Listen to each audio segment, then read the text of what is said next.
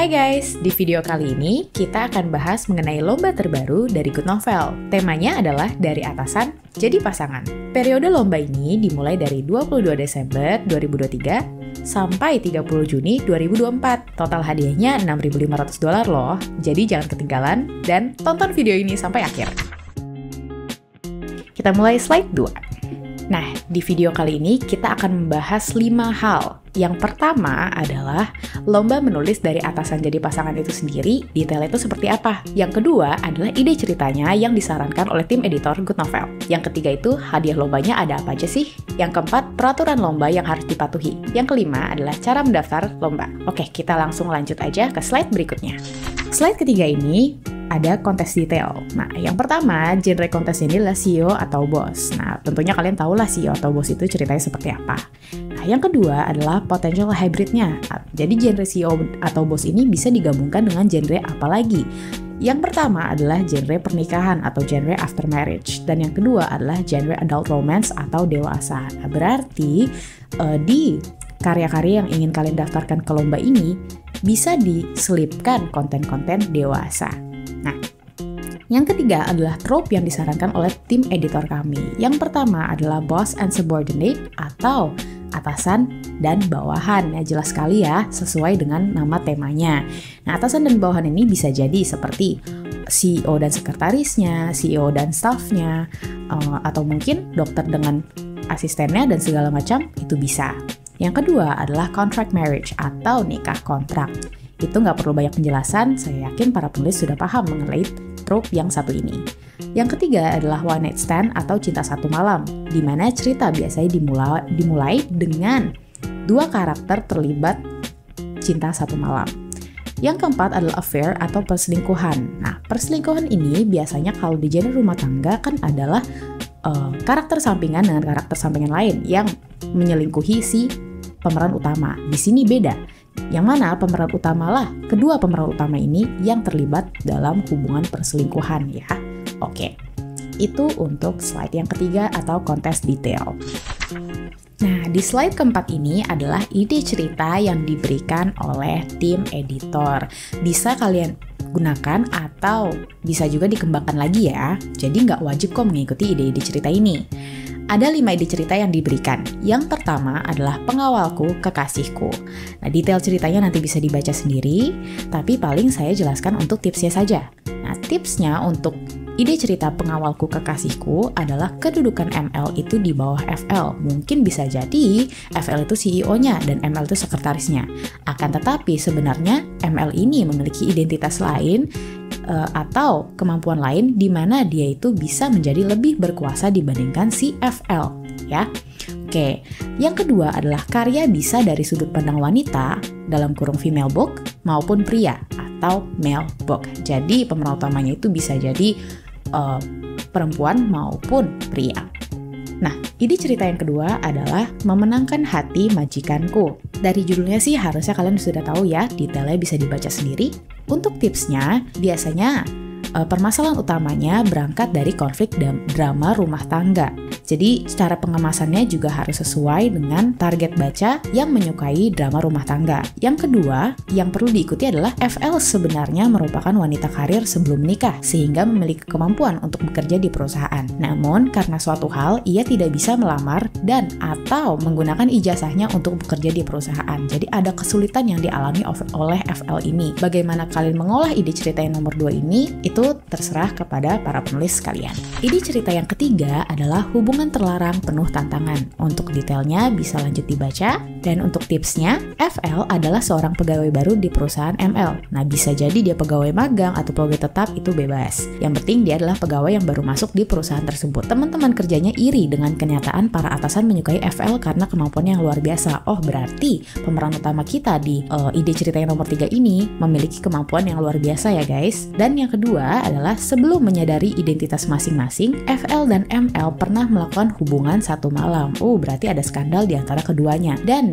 ML ini pastinya adalah atasannya FL. Tips yang ketiga adalah ML yang terus mengejar dan menggoda FL, sedangkan FL terus berusaha kabur sampai akhirnya dia mulai jatuh cinta pada pria tersebut. Oke, itu ide cerita nomor 3. Ide cerita nomor 4 diberikan nama Cinta Terlarang dengan Bos Arogan. Tipsnya, FL itu tampak culun dan tidak modis. Tapi mungkin nih ketika diubah nanti bisa aja FL itu cantik, itu bebas. Nah, yang kedua, hubungan FL dan ML dirahasiakan dan tidak diketahui publik. Alasan ML mengakui FL sebagai calon istrinya adalah agar dia bisa melepaskan diri dari perjodohan yang diatur ibu tirinya. Sebagai gantinya, dia menawarkan FL pernikahan kontrak dan pembalasan terhadap M1 dan F1 yang sudah mengkhianati FL. Oke, itu ide cerita nomor 4. Ide cerita yang terakhir, yang nomor 5 adalah dari sandiwara malah jadi jatuh cinta. Tipsnya, yang pertama adalah usia ML lebih muda daripada FL. Yang kedua, FL memiliki kedudukan yang lebih tinggi daripada ML di perusahaan, tapi sebenarnya ML berasal dari keluarga yang lebih kuat. Yang ketiga, ML hidup merantau ke kota untuk pembuktian diri.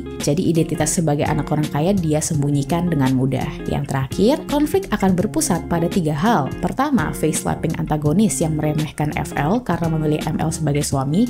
Jadi mungkin antagonis ini meremehkan FL kenapa mau suami seperti itu yang sebenarnya tidak terlihat kaya atau mungkin kedudukannya lebih rendah dan segala macamnya. Akan tetapi sebenarnya tadi kita harus ingat ML memiliki ML memiliki latar belakang yang lebih kuat daripada FL. Jadi FL sebenarnya yang selalu dibantu oleh ML dan hubungan romansa FL dan ML menjadi pusat utama cerita tersebut. Oke, itu aja ide cerita dari tim editor. Semoga bisa membantu kalian mengikuti lomba atau bisa juga kalian kembangkan sendiri menjadi cerita yang lebih menarik. Oke, sekarang kita bahas hadiah lombanya.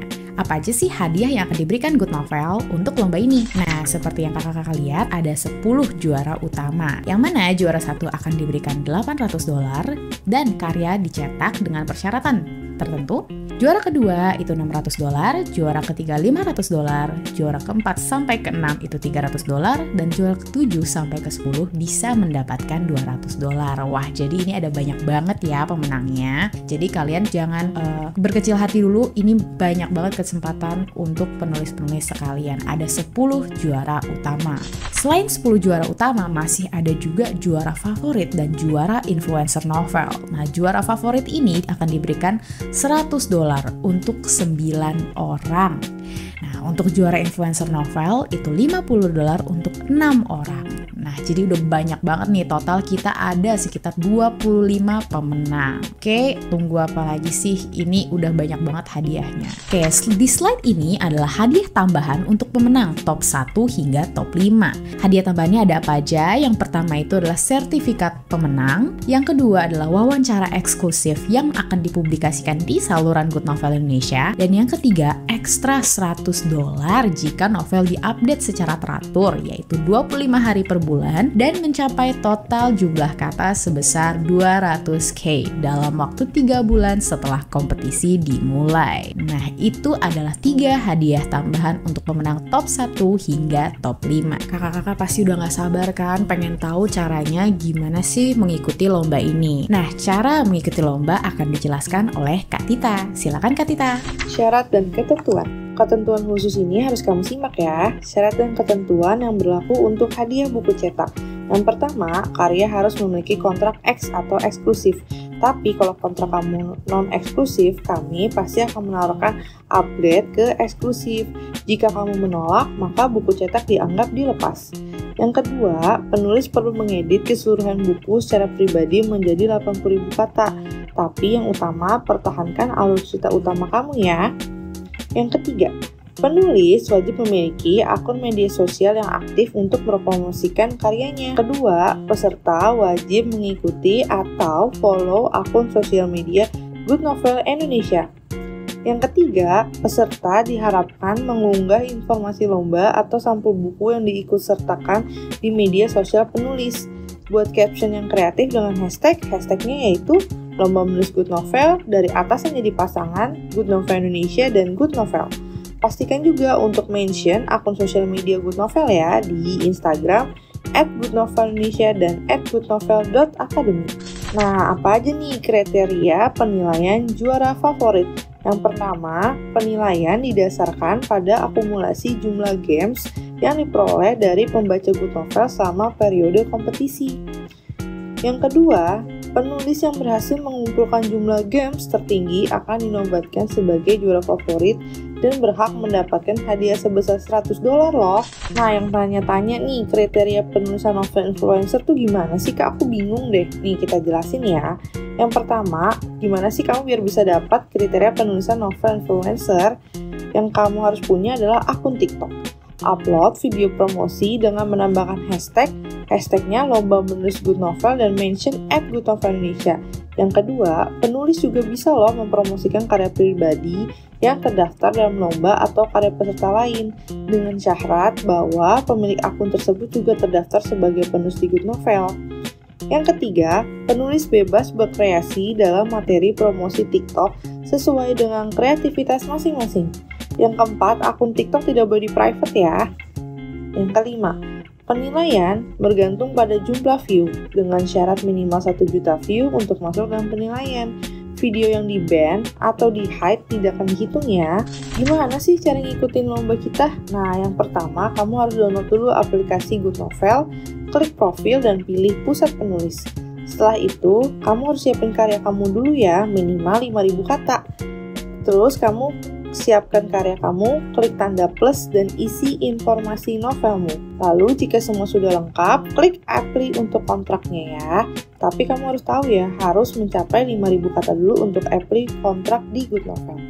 Nah, gimana kalau ikut lombanya? Kan kamu udah isi informasi novel tuh, isi tipe novel, genrenya, teks, dan sinopsis novel karya kamu. Setelah itu di bawahnya nanti ada centang partisipasi. Kamu bisa pilih dari 4 lomba kita yang sedang berjalan. Nah, kamu pilih yang salah satunya adalah dari atasan jadi pasangan. Kamu klik aja, nanti sudah otomatis karya kamu ikut dalam lomba dari atasan jadi pasangan. Jangan lupa juga ya follow sosial media Good Novel di goodnovel.academy dan @goodnovelindonesia. Juga join di Facebook kita, komunitas penulis Good Novel Indonesia atau komunitas penulis Good Novel ID. Terima kasih, selamat berjuang!